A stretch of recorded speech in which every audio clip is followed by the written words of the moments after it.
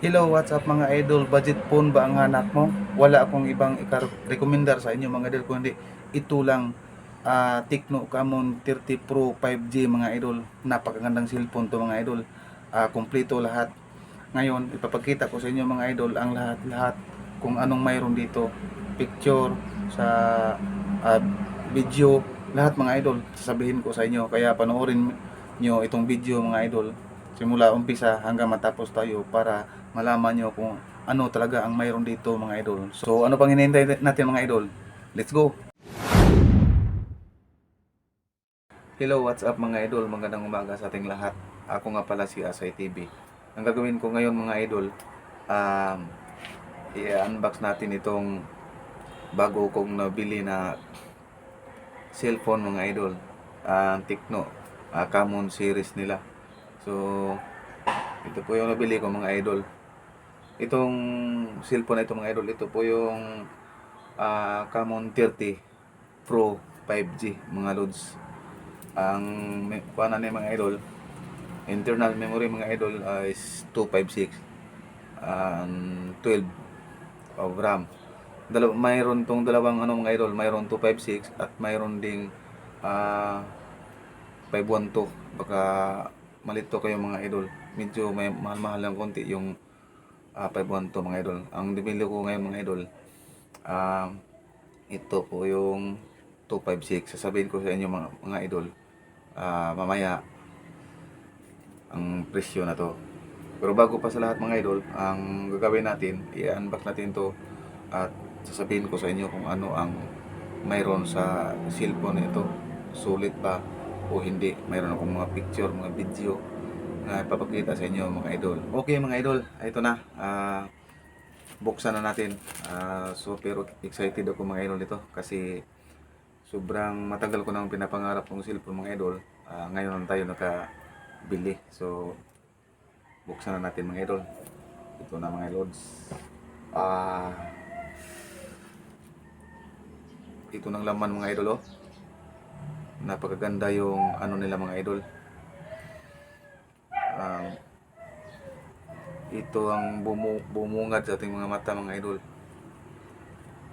Ang nakalagay dito mga idol, meron silang warranty card, Tecno 12 plus 1. Ito mga idol, month warranty. At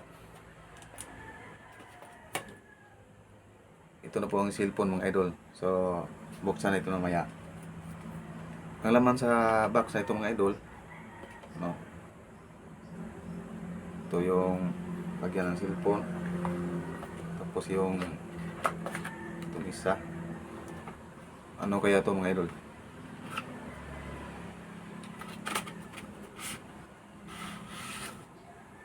Ito nga pala yung ano mga idol, yung keys para ilagay sa baba. Ganda mga idol. Mukha siyang rubber mga idol dito. So ilagay natin to mamaya mga idol. At ang kasama sa box mga idol, ito yung charger nila na mayroong 70 fast charging mga idol, 70 watts. Tapos mayroon siyang pen ejector mga idol, at saka type C cable mga idol, no? At wala nang ibang laman mga idol, ito lang, yun lang ang laman mga idol. Ito yung charger na at saka type C cable at pin ejector. Walang ibang laman mga idol.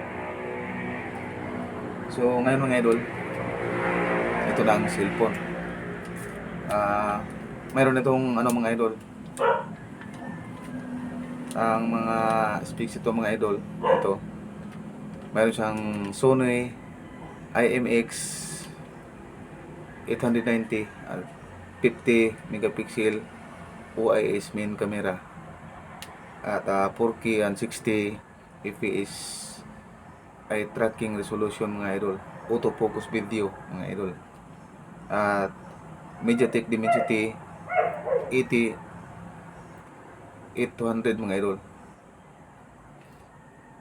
Ultimate 5G mga lods. Mayroon siyang 6.78 inches, 144 Hz AMOLED mga idol, or 70 watts ultra charge ni mga idol. So sobrang bilis ng mga lods, and 5,000 milliampere battery mga idol. At ang nagustuhan ko nito mga idol, yung stereo dual speaker mga idol. So ito na mga lods, at kunin natin mga idol.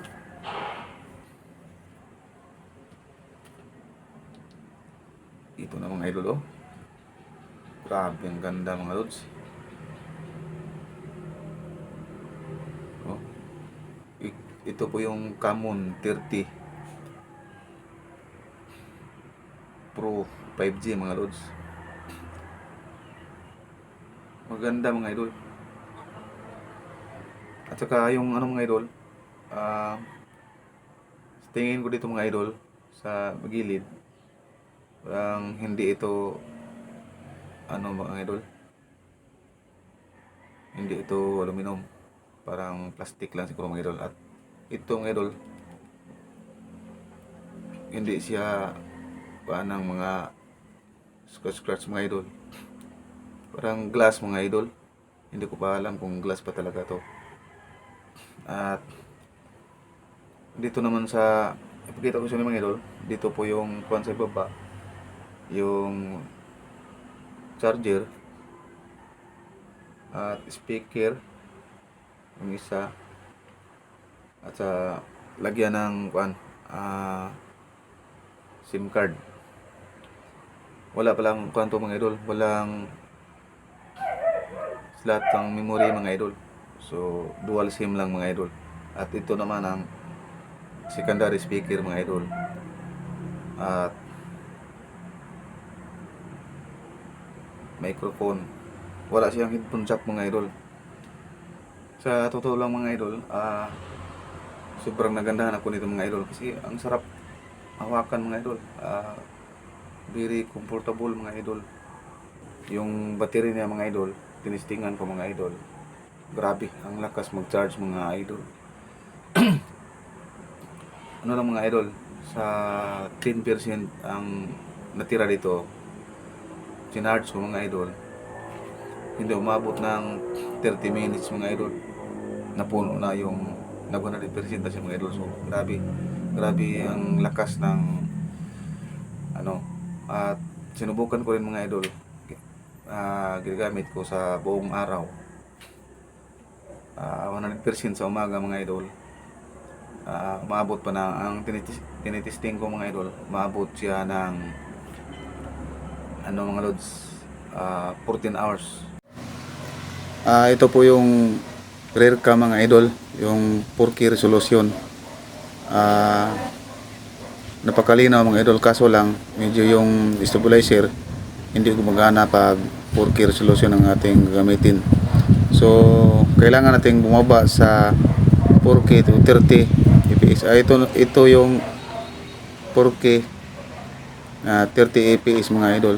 Medyo hindi na siya maalog mga idol. Gumagana yung OIS niya mga idol. So kailangan nating bumaba sa 30 fps 4K. At ito yung sample natin mga picture mga idol sa 4K resolution mga idol. Napakalinaw mga idol. Sulit talaga mga idol.